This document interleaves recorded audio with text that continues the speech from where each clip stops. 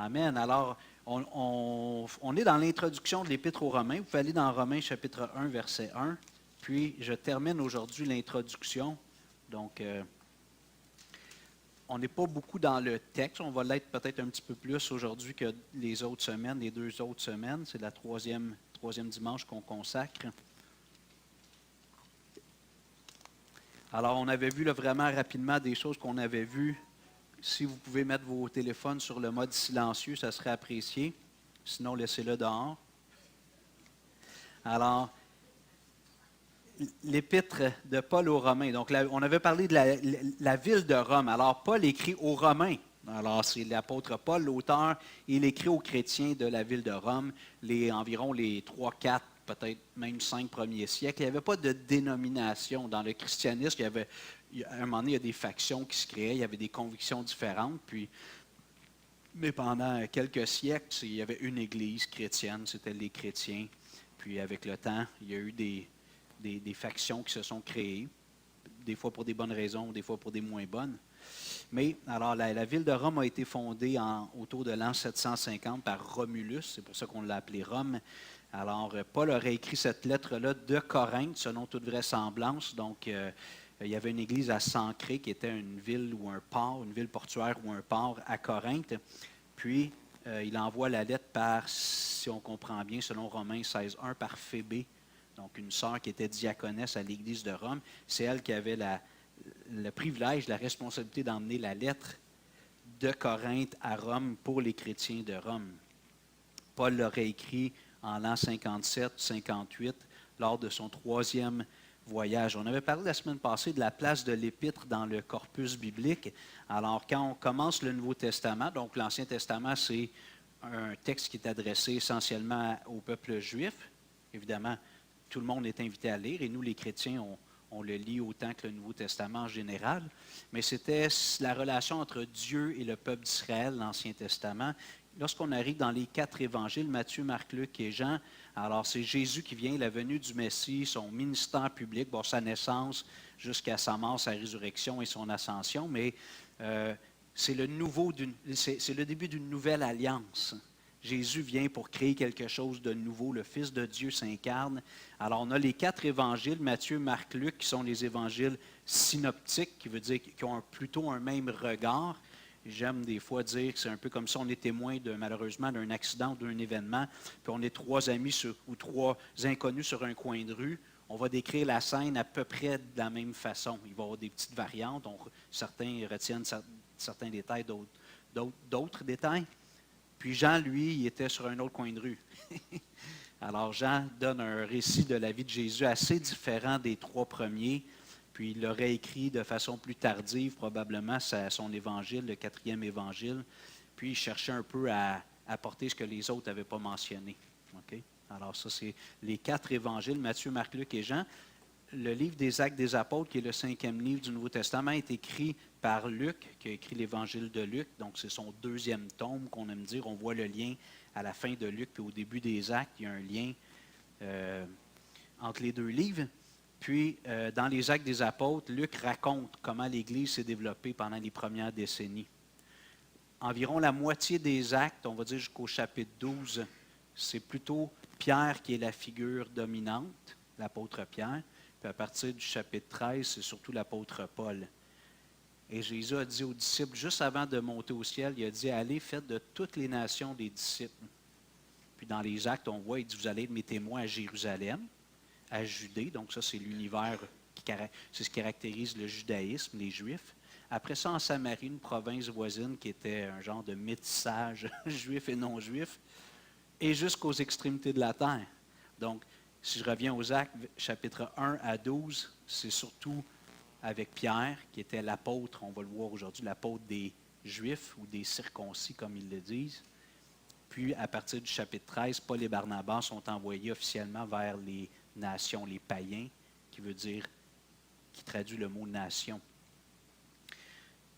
Et là, on arrive avec l'Épître aux Romains, après les Actes des Apôtres. Puis, c'est intéressant, c'est au niveau de la doctrine chrétienne, c'est vraiment le livre qui pose le fondement au niveau de la doctrine chrétienne. Jésus est la pierre angulaire, mais un livre qui donne un enseignement explicite sur les fondements du christianisme, c'est l'Épître aux Romains. C'est un livre qui est très riche au niveau théologique. Puis, on avait aussi parlé de quelques personnes qui ont été touchées par l'Épître aux Romains. On avait parlé d'Augustin, de Martin Luther, de John Wesley, l'évangéliste anglais, Jean Calvin. Ce n'est pas chronologique. Jean Calvin a dit « La compréhension de cette épître ouvre la porte à celle de toute l'Écriture. » Alors, Calvin a écrit des livres et des livres. Là, je ne lui arrive pas à l'achever. Fait que je prends quand même ce qu'il a dit avec sérieux. Maintenant, l'auteur, c'est Paul. C'est déjà mentionné. On l'a mentionné la semaine passée. On avait commencé justement ce volet-là. Paul est l'auteur. Il se présente comme le disciple de Christ. Mais on va lire le verset 1 de l'Épître de Paul aux Romains. Romains 1:1. Romanos 1:1. Okay.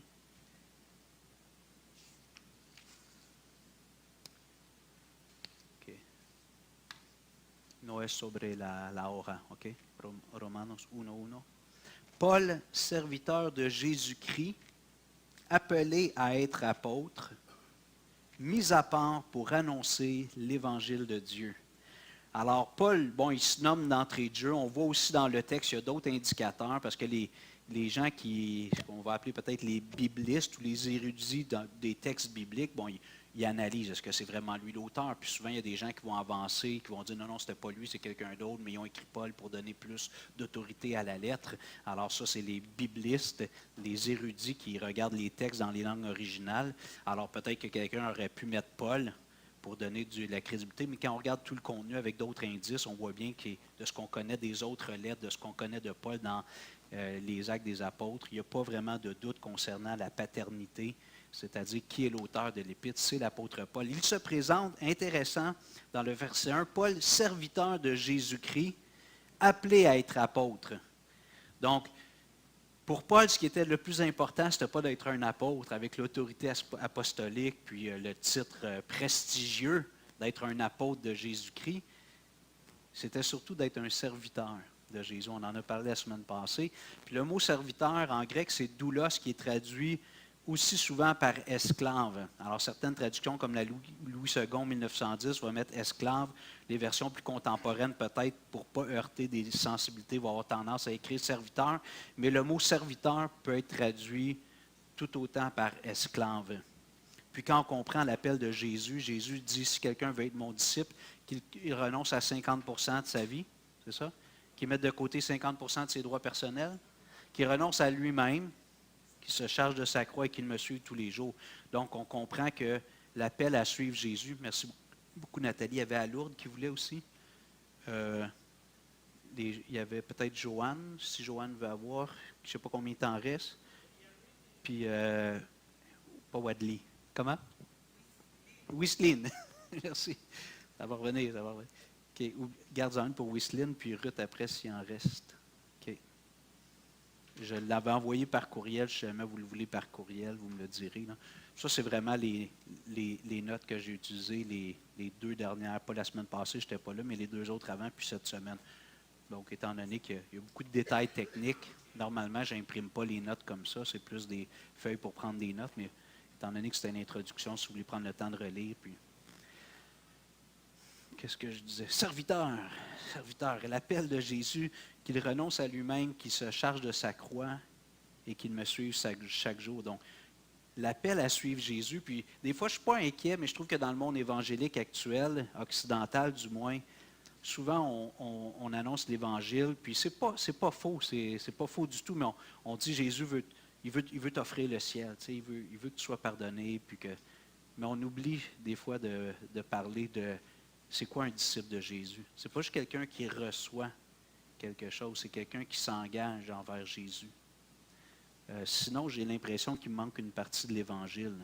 Ça ne veut pas dire qu'au fil du temps, on ne comprend pas dans des enseignements, des lectures, mais moi, je nous encourage, les chrétiens, à ne pas être trop rapides pour offrir seulement le cadeau, mais aussi partager l'appel.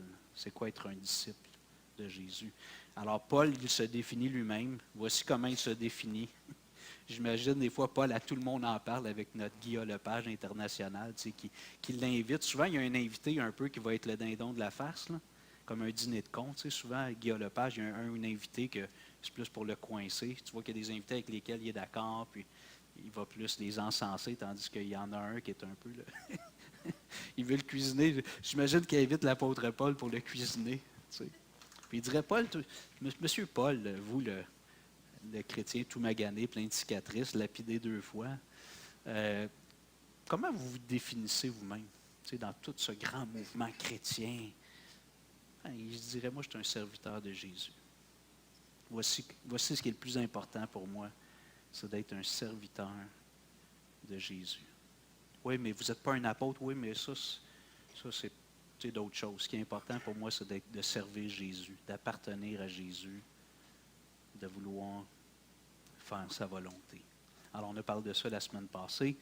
Alors, on avait dit que Paul, on avait relu le témoignage de sa conversion dans Acte 22. Avant d'être chrétien, l'apôtre Paul s'appelait Saul. Il venait de la ville de Tarse. Donc, il avait grandi avec les doubles éducations grecque et juive. C'était un homme très passionné pour la foi juive, on va le dire comme ça. Puis il s'en allait à Damas, une ville qui existe encore en Syrie, pour aller arrêter des chrétiens, les emmener à Jérusalem, les jeter en prison, les faire juger en espérant qu'on les condamne à mort.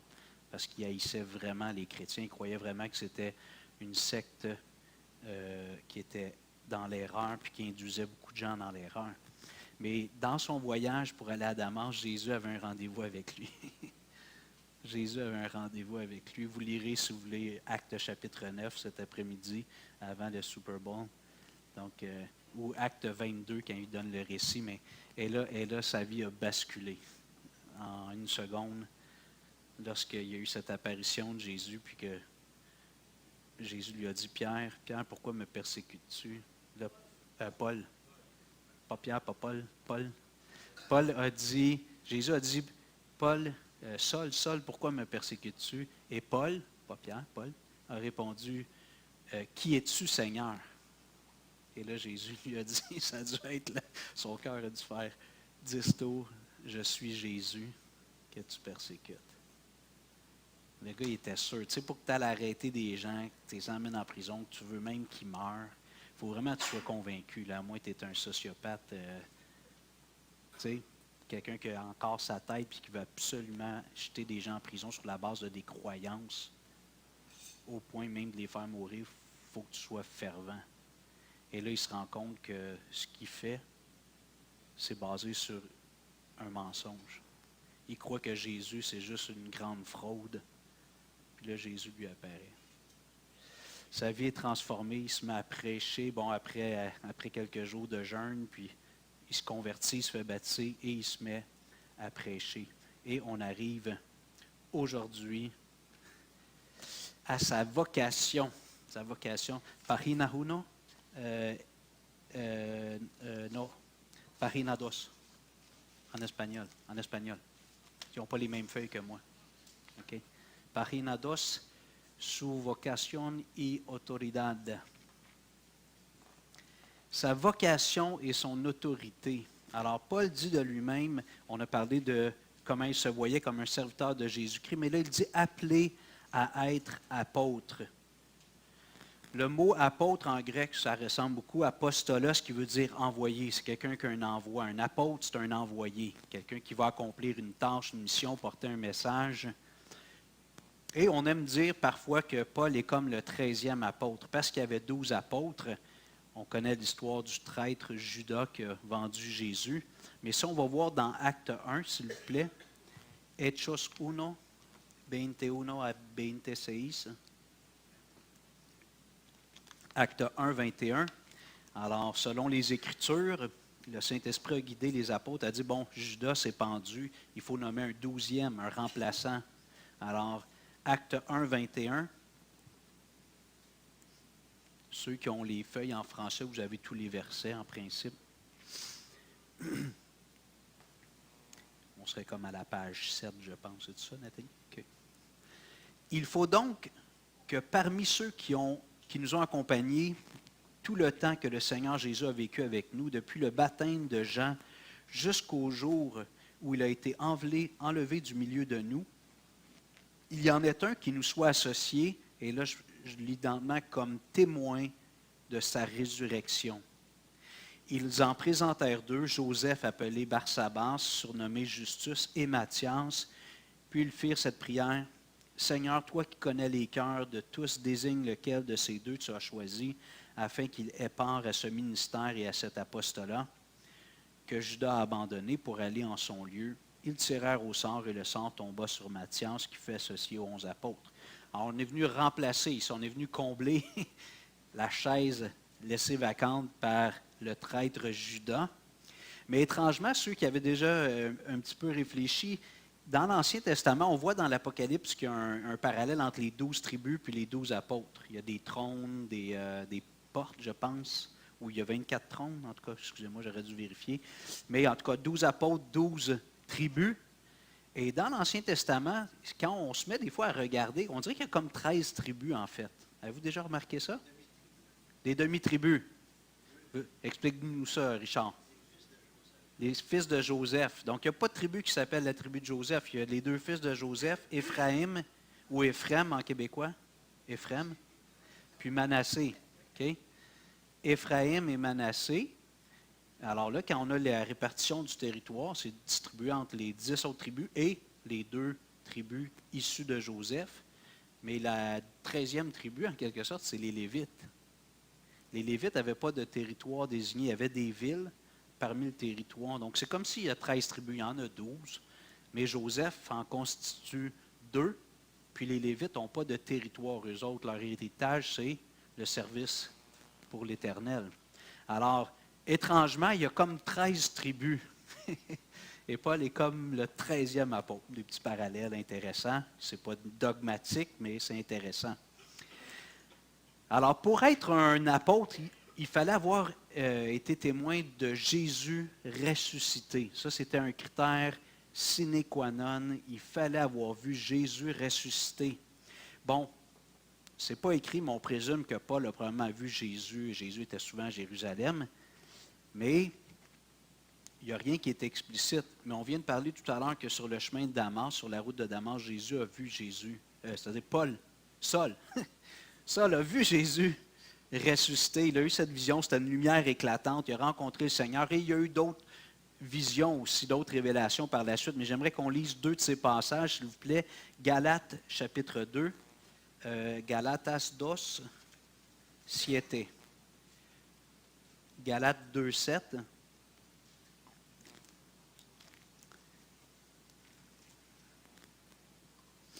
Alors, Paul se considérait lui-même comme l'apôtre des païens. Le mot païen, souvent, ça a une connotation péjorative. Même parmi nous, les chrétiens, des fois, on va dire « Ah, fais pas ça, c'est les païens qui font ça. » En fait, si vous n'êtes pas d'origine juive, vous êtes païen. C'est la nouvelle que j'annonce ce matin. Donc, je suis un païen, pas dans le sens figuré d'un impie, quelqu'un qui vit dans la mondanité.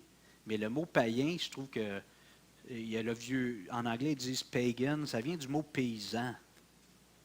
Okay? Mais le mot qui est traduit en grec, c'est ethnos. Donc, moi, j'aime mieux, je ne sais pas pourquoi on ne parle pas de ça, c'est les nations, les ethnies.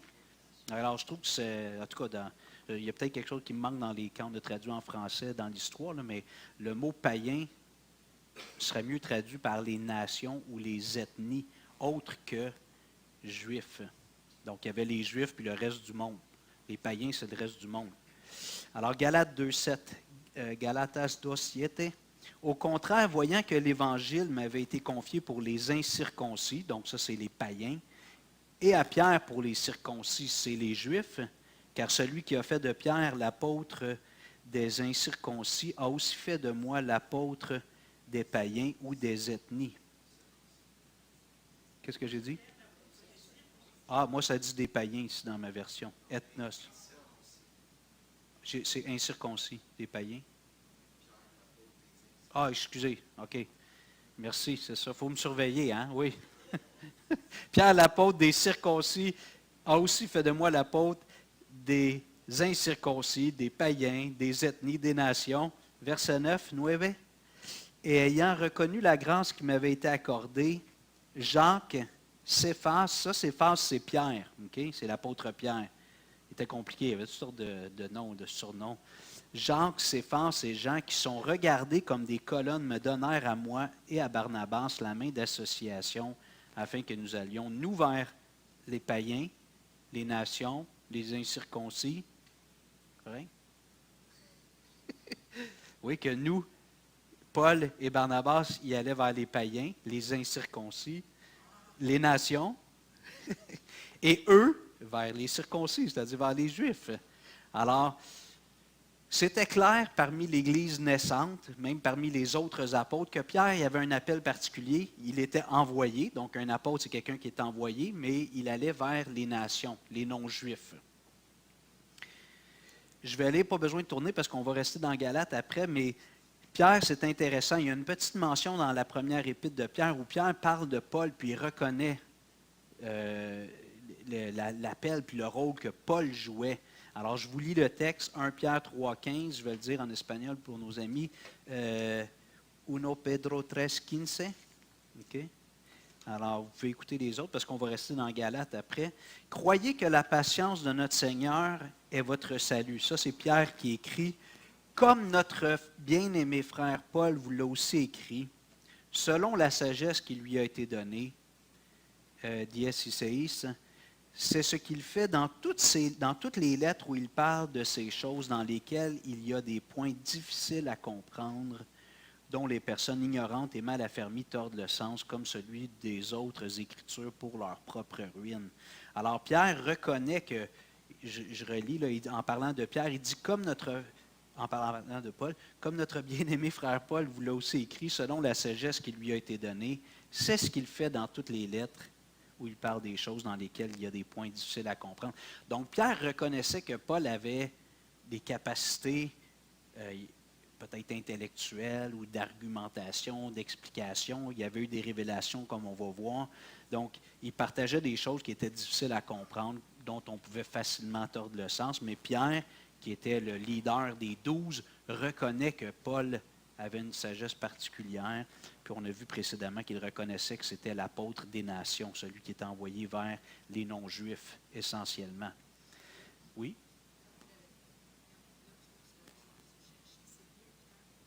C'est 2 Pierre? Oh, merci. OK, je ne peux pas écrire sur mon iPad, mais... Merci Nathalie. C'est 2 Pierre? Ah, OK. Merci. Oui. Ben, je ne le dirai pas en espagnol parce que c'est marqué un Pierre, là, mais... OK, no es uno Pedro. En la Biblia es dos Pedro. OK, Si? OK. Excusez, merci. Ils suivent sur les feuilles, là, normalement. OK, Galates 1 maintenant. Alors, vous êtes restés peut-être dans l'Épître aux Galates. Galates 1. Là, c'est intéressant, ce passage-là. Galatas 1, la pagina 3. Paul parle ici de lui-même. On voit dans quelques-unes de ses lettres, Pierre, on dirait qu'il faut un peu qu'il se justifie, qu'il se défende. Parce qu'il y a beaucoup de gens qui attaquaient son autorité, qui disaient c'est un charlatan, écoutez-le pas. Entre autres, des Juifs, parce que Paul, il avait compris, puis on pourrait réfléchir au Concile de Jérusalem dans les Actes 15, mais il n'imposait pas aux gens non-juifs qui venaient de se faire circoncire, de respecter ça. Il n'imposait pas ça. Puis Jésus ne veut pas ça non plus. Okay? Ça a été tranché à Jérusalem avec les autres apôtres. Les Juifs qui voulaient continuer à garder ces traditions-là parce qu'ils avaient l'impression que ça les rapprochait de Dieu, ce n'est pas interdit, mais il ne faut pas l'imposer à tout le monde. Alors, c'était le message de Pierre. Alors, il y avait beaucoup de critiques parce que ça ne faisait pas l'unanimité. Alors, Galates 1, verset 11. Galatas 1, versiculo 11 à 20. Je vous déclare, frères, que l'évangile qui a été annoncé par moi n'est pas de l'homme. 12. Car je ne l'ai ni reçu ni appris d'un homme, mais par une révélation de Jésus-Christ. 13. Vous avez su en effet quelle était autrefois ma conduite dans le judaïsme, comment je persécutais à outrance et ravageais l'Église de Dieu. 14. Et comment j'étais plus avancé dans le judaïsme que beaucoup de ceux de mon âge et de ma nation, étant animé d'un zèle excessif pour les traditions de mes pères. 15. Mais lorsqu'il plut à celui qui m'avait mis à part dès le sein de ma mère et qui m'a appelé par sa grâce, dies Iséis, de révéler en moi son Fils afin que j'annonce parmi les païens ou les nations. Aussitôt, je ne consultai ni la chair ni le sang, dies Isiete, et je ne montai point à Jérusalem vers ceux qui furent apôtres avant moi, mais je partis pour l'Arabie, puis je revins encore à Damas. Dies Ocho. 3 ans plus tard, je montai à Jérusalem pour faire la connaissance de Céphas, et je demeurai 15 jours chez lui. Dies Inuebe. Mais je ne vis aucun autre des apôtres, si ce n'est Jacques, le frère du Seigneur, Beinte. Dans ce que je vous ai écrit, voici devant Dieu, je ne mens point. OK, alors ici, c'est un survol. Paul parle du fait qu'il y a eu une révélation. Alors, il dit, OK, on ira voir l'autre texte après, mais il dit, ce que j'ai appris, je ne l'ai pas appris d'un homme. Alors, le Seigneur, on le voit avec les prophètes, entre autres, on a des récits, Ésaïe, certains prophètes qui ont des révélations, Ézéchiel qui a des visions des fois intrigantes. Mais Dieu se révèle comme ça, des fois d'autres façons, mais à un moment donné, il faut qu'il donne l'information, et souvent, il le fait en choisissant une personne ou un groupe d'individus, puis il va se révéler à eux, puis normalement, pour les autres qui entendent ça, pour être sûr que ça vient de Dieu, bien, il y a des tests, puis ça serait toute une étude à faire, mais il faut au moins que ce soit corroboré par le reste des Écritures. La Bible ne se contredit pas elle-même, elle s'appuie. Évidemment, plus on avance dans la Bible, plus que la révélation, l'information devient claire, parce que Dieu nous donne de plus en plus d'informations. Lorsqu'on part de Genèse jusqu'à Apocalypse, la révélation est grandissante, donc l'information est de plus en plus claire, même si ça reste pour l'Apocalypse beaucoup de points d'interrogation. On a encore beaucoup de points d'interrogation. Alors, Paul dit ici, au verset 12, Doce, car je ne l'ai point ni appris d'un homme, mais par une révélation de Jésus-Christ. Et au verset 15, 15, mais lorsqu'il a plu à celui qui m'avait mis à part dès le sein de ma mère, alors c'est intéressant de voir que Dieu a un plan avant même qu'on existe, dans le fond. La Bible nous dit avant même qu'on existe, Dieu a déjà un plan pour nous, pour notre vie. C'est merveilleux. Et qui m'a appelé par sa grâce de révéler en moi son Fils afin que je l'annonce parmi les nations. Alors, Paul affirme lui-même qu'il y a eu des révélations, une révélation en particulier. Son message vient de Jésus. Un autre passage, si vous voulez tourner avec moi, 2 Corinthiens 12, on recule juste avant Galates. 2 Corinthiens 12, 2 Corintios 12, 2 à 5. 2 Corinthiens 12, 2 à 5. Page 8 pour ceux qui ont les feuilles en français. 2 Corinthiens 12, 2 à 5. Encore, Paul est encore avec les Corinthiens, il y avait des jaloux, du monde qui voulait y faire du trouble. Il n'a pas le choix des fois d'affirmer. Il dit, j'aime pas ça faire ça, je ne suis pas là pour me vanter puis tout, mais je veux juste vous rassurer, ceux qui étaient ébranlés, dont la confiance a été secouée à mon égard. Verset 2, versiculo 2, je connais un homme en Christ qui fut, il y a 14 ans, ravi jusqu'au 3e ciel. Si ce fut dans son corps, je ne sais. Si ce fut hors de son corps, je ne sais. Dieu le sait. Et je sais que cet homme, et je sais que cet homme, si ce fut dans son corps ou sans son corps, je ne sais, Dieu le sait. 4, fut enlevé dans le paradis et qu'il entendit des paroles ineffables qu'il n'est pas permis à un homme d'exprimer. 5, je me glorifierai d'un tel homme, mais de moi-même, je ne me glorifierai pas, sinon de mes infirmités. Alors, Paul ici relate encore, il a été transporté au paradis. Il dit, est-ce que j'ai fait vraiment un voyage physique, téléporté, ou c'était juste en esprit, je ne sais pas. Mais j'ai été emmené au 3e ciel. Souvent, quand on parle des 3 ciels, le premier ciel, c'est celui qu'on voit ici. Le 2e, c'est tous les astres qui, à l'époque, étaient encore moins accessibles qu'aujourd'hui.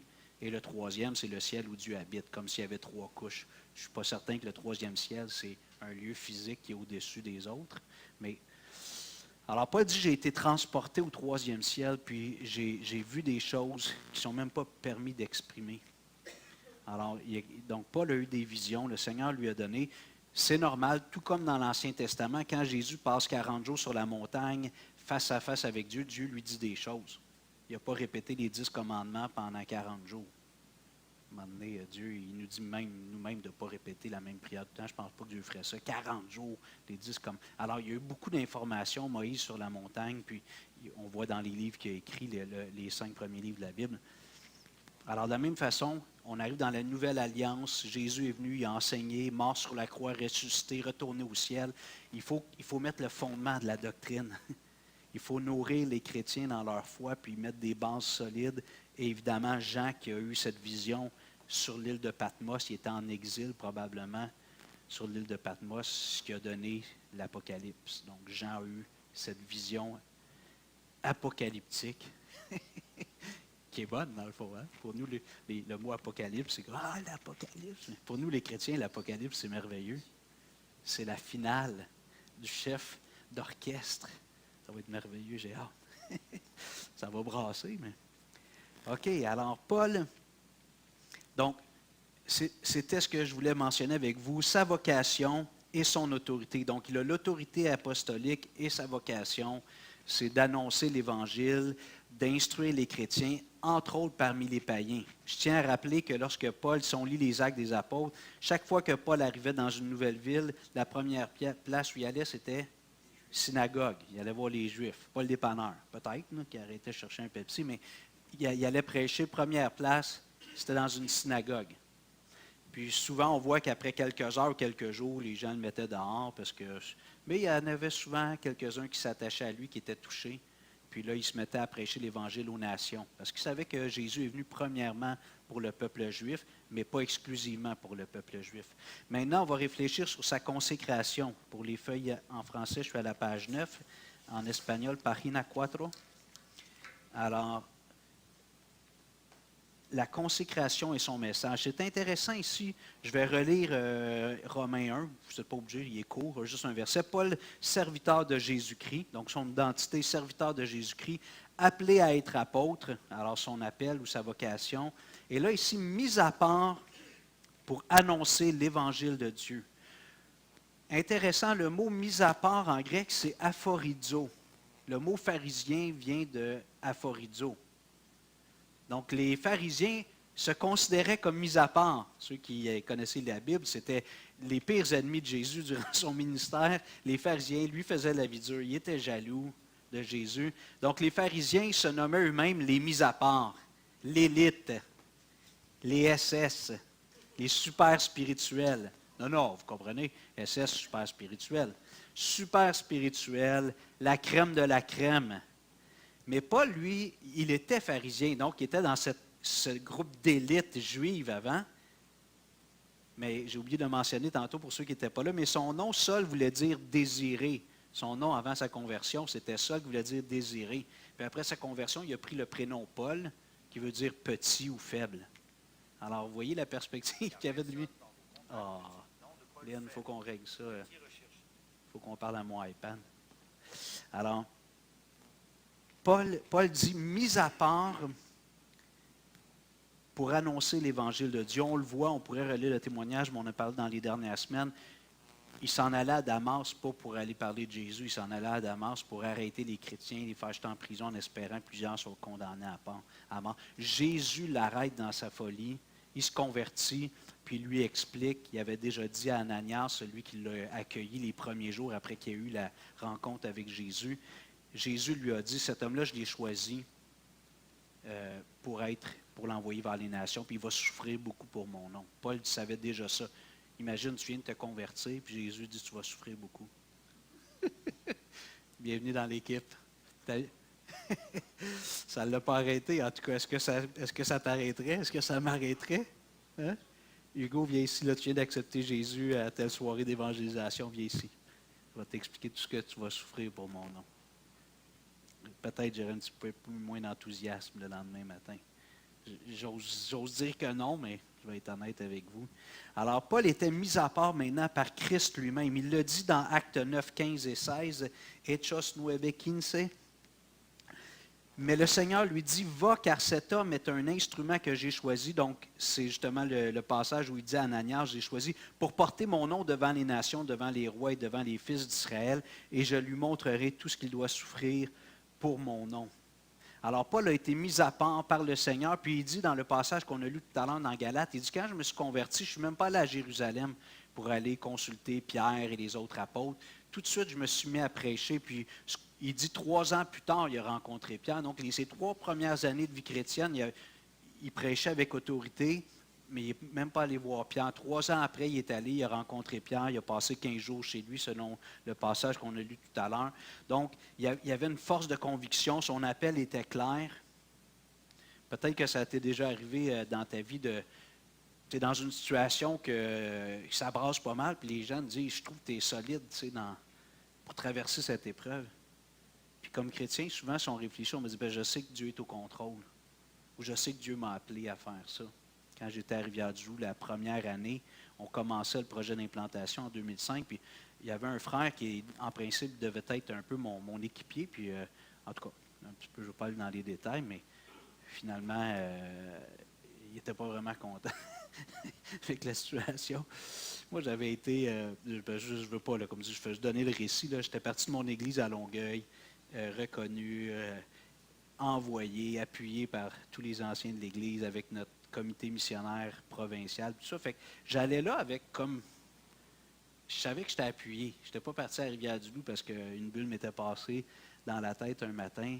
J'étais convaincu, Lynn et moi, on était convaincus que Dieu nous appelait à Rivière-du-Loup. Alors, dans la première année, ça avait un petit peu produit de la houle avec ce frère-là. Puis il y avait une sœur qui est encore vivante, une sœur bien-aimée qui vient me voir, puis à chaque fois qu'elle me parlait, elle me prenait par le collet. Elle était un petit peu plus petite que moi, là, puis elle me prenait par le collet. Elle me tirait, elle dit, Hugo, elle dit, je veux que tu saches que je suis avec toi. Alors, je dis, merci beaucoup. Puis elle dit, je suis surpris de voir t'es calme, t'es pas ébranlé là-dedans. Ben, j'ai dit, je ne sais pas, je pense que c'est parce que je suis convaincu que Dieu veut qu'on soit ici. Je trouve ça étrange, ce genre de revirement-là de la part de cette personne-là. Mais fait que j'étais convaincu que Dieu nous avait appelés, Lynn, moi et nos 4 enfants, à ce moment-là, en 2005. Fait que Paul, c'est la même chose. Il n'y a pas besoin d'aller chercher l'approbation. Puis c'est pas toujours comme ça. Là. Souvent, j'ai besoin d'être validé, d'être rassuré. Peut-être même avec vous, vous avez vu, tu sais, qu'est-ce que tu en penses.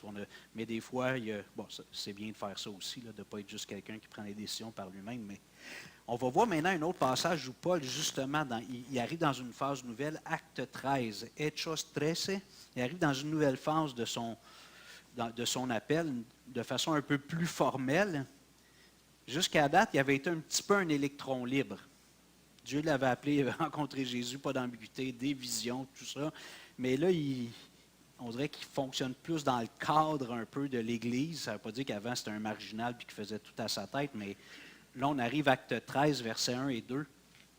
C'est pour ça que je dis dans les Actes, chapitres 1 à 12, c'est surtout Pierre qui est la figure principale, le personnage principal. À partir du verset 13 et suivant, c'est plutôt l'apôtre Paul.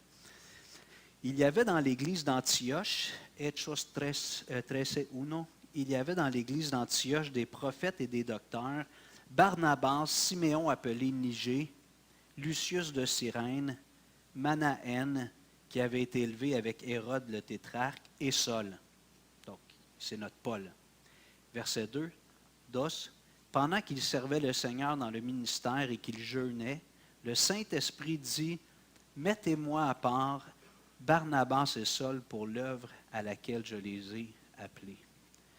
Puis là, on voit par la suite qu'ils sont envoyés, les autres prient pour eux, puis ils les envoient. Là, ils commencent vraiment des voyages plus longs. Ils vont prêcher de ville en ville dans le monde non juif, en arrêtant toujours dans la synagogue en premier de cette nouvelle ville. Alors là, ici, Paul est envoyé plus formellement par l'Église, qui est l'Église, dans ce cas-là, d'Antioche. Maintenant, si on revient à Romains 1, verset 1, je vais terminer d'ici quelques minutes avec ça. Romains 1, 1.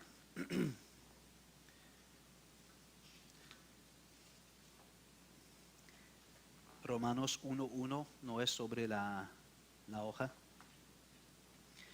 Romains 1:1. Paul, serviteur de Jésus-Christ, donc son identité, serviteur de Christ. Paul, le petit, le faible, serviteur de Jésus, appelé à être apôtre, donc un grand appel, une grande autorité, mis à part pour annoncer l'Évangile de Dieu. mis à part pour annoncer l'Évangile de Dieu. Quelle était la raison de cette mise à part, de cette consécration? C'était d'annoncer l'Évangile. Alors, si on a résumé la mission de Paul, c'était d'annoncer l'Évangile. Et j'aimerais vous emmener au verset 15 du même chapitre, Romanos 1:15, no es sobre la hoja. Romains 1:15, Paul écrit, on va en parler davantage la semaine prochaine, mais Paul dit, « Ainsi j'ai un vif désir de vous annoncer l'Évangile à vous. » De comment? J'ai oublié un mot?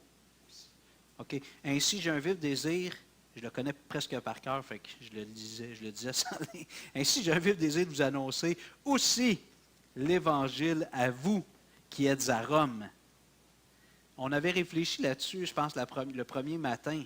Paul écrit à une église où il y a des chrétiens de longue date, solides dans la foi. Puis littéralement, le mot ici, quand ça dit vous annoncer l'Évangile, c'est un seul mot, c'est je veux vous évangéliser. Pour nous, évangéliser, normalement, c'est des gens qui ne connaissent pas Jésus. Vous êtes d'accord?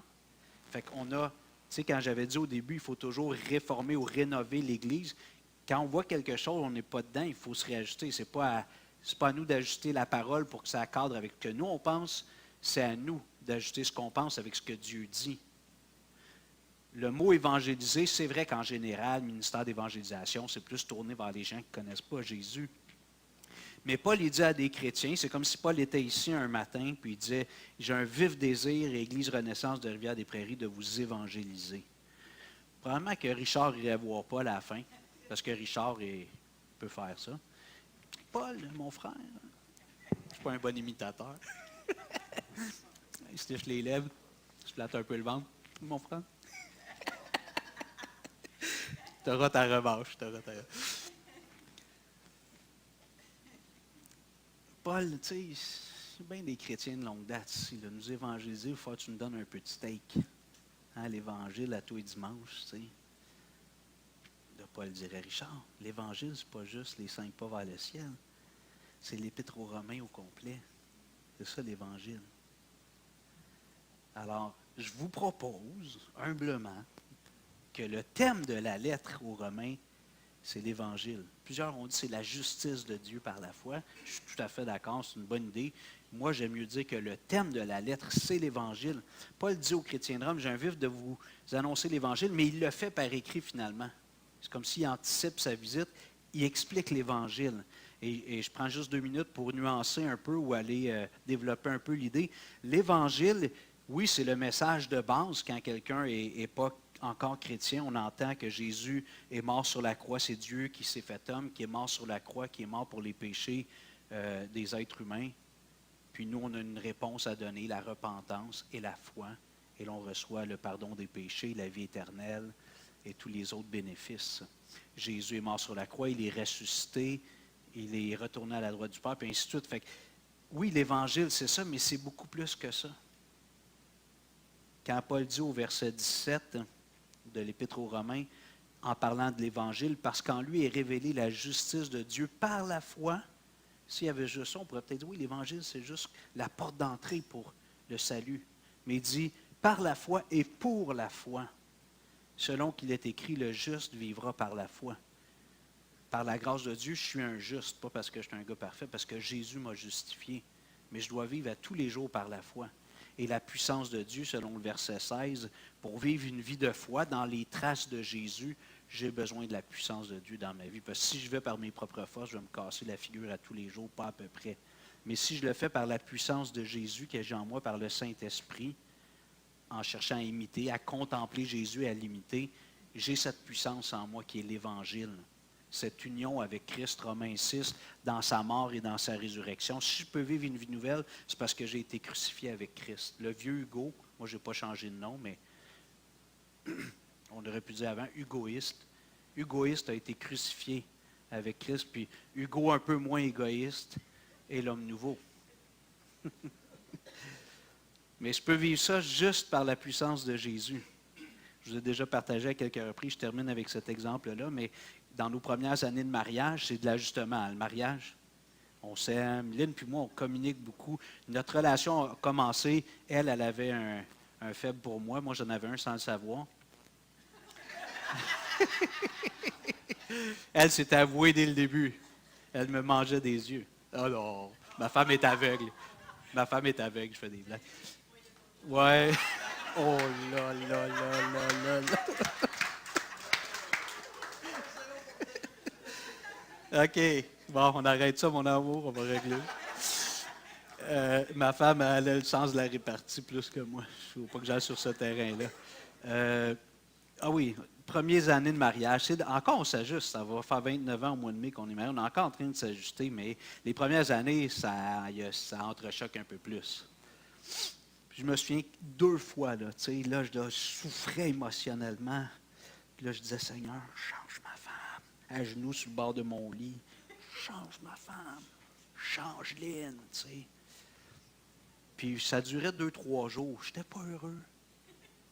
Puis là, un moment donné, le Seigneur me tapait sur l'épaule. Il me disait, Hugo, et il dit, qu'est-ce que toi, tu peux changer avec mon aide pour être un meilleur mari? Puis ça changeait complètement la perspective. Je ne peux pas changer ma femme, mais avec l'aide de Jésus, je peux changer qui je suis. Dans une situation, Paul, il chante les louanges du Seigneur dans un cachot, une prison minable. Puis ça semble être avec cœur, hein? Il chantait les louanges du Seigneur. Tu te dis, c'est comme anormal. Mais ça, c'est parce qu'il avait les yeux sur Jésus, pas sur son état de misère. Alors, l'Évangile, frères et sœurs, on va l'étudier pendant un petit bout de temps. On va étudier l'Épître aux Romains. Je vous propose que l'Épître aux Romains, vous n'êtes pas obligé d'être d'accord, voici ma proposition. Le thème, c'est l'Évangile de Jésus. Puis, c'est ce qu'on va faire pendant les prochains mois, peut-être 1 an ou 2, je ne sais pas. Je vous invite à vous lever, on va prier. Seigneur Dieu, on veut te remercier pour ta parole. On veut te remercier, Jésus, pour ta mort sur la croix, où tu as vaincu le diable. Paul nous dit que tu as dépouillé les dominations et les autorités et tu les as exposées en spectacle, en triomphant d'elles par la croix. La domination satanique sur ce monde a été vaincue il y a 2000 ans environ, au mont Golgotha, sur la croix du Calvaire. Jésus a vaincu les dominations, les autorités spirituelles, le prince de ce monde. Et lorsque Paul nous rappelle à plusieurs reprises que notre vieil homme, notre vieille femme a été crucifié avec Jésus, ce n'est pas juste des beaux principes, des dogmes encourageants, c'est une réalité factuelle que l'on peut expérimenter par la foi. Je puis tout par celui qui me fortifie. Il faut que je le croie. Il faut faire des pas sans voir. Il faut résister sans voir. Seigneur, merci pour l'Évangile, ce beau message, le bon message de Jésus. Seigneur, je te prie que ma vie soit transformée dans les prochains mois, que la vie de chaque personne qui adhère à notre Église soit transformée par l'étude, la compréhension de ta parole, particulièrement l'Épître aux Romains. Quelle belle aventure! On va être dérangé des fois. On a tous des croyances, des idées préconçues, puis on va être percuté. Je m'attends à ce que tu me brasses des fois quand je vais étudier le texte. J'ai aussi des idées préconçues. Mais je suis prêt, Seigneur, à les mettre de côté et à remplacer ces idées qui ne sont pas la vérité, par ta parole. Alors, je te prie de nous donner ces cœurs et que ceux, Seigneur, qui sont ici ce matin, qui n'ont pas encore ouvert leur cœur à Jésus, qu'ils puissent le faire ce matin et se définir comme Paul, comme des serviteurs de Jésus. Pas seulement des bénéficiaires, des réceptacles de l'amour de Dieu, mais aussi comme des serviteurs de Jésus. On sert tous quelque chose. On a tous une idéologie, un but, des choses qu'on sert. Et si ce n'est pas Jésus, ce n'est pas la bonne chose. Tu nous as créés pour toi, Jésus, par toi, pour toi. Aide-nous à être tes serviteurs par la puissance de ta vie en nous, chacun d'entre nous. Au nom de Christ, amen. Merci pour votre patience.